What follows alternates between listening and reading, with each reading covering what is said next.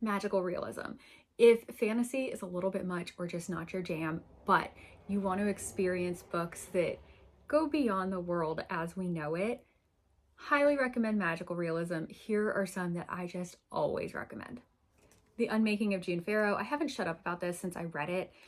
It is so good. It is probably the most fantasy forward of everything on this list, but it is absolutely incredible. Very easy to follow. No weird worlds to try to figure out or anything like that. Just so good and so well written.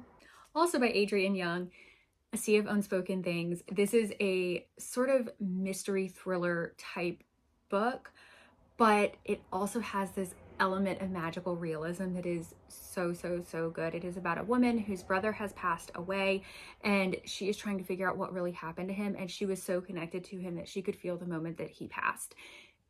It is absolutely gut-wrenching but also incredible.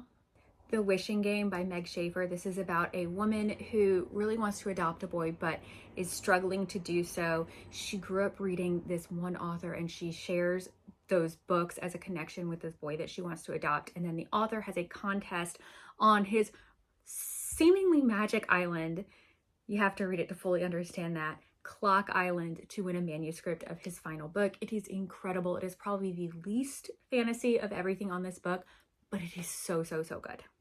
In the Hour of Crows, I adore this. It is set in Appalachia. It is very dark in terms of its undertones. It is about a woman who is a death walker. She is able to bring people back sort of right at the moment of their passing.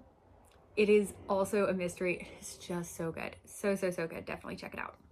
The Secret Book and Scone Society. This is a mystery, but we have one character who can just make the perfect scone for your mood, and a woman who is able to recommend a book that will help you solve the problems in your life, but in a sort of magical way. It's hard to describe, but it is so well done. The mystery is great. I love these characters. It is the first in a series. Definitely check it out if you want to try some magical realism.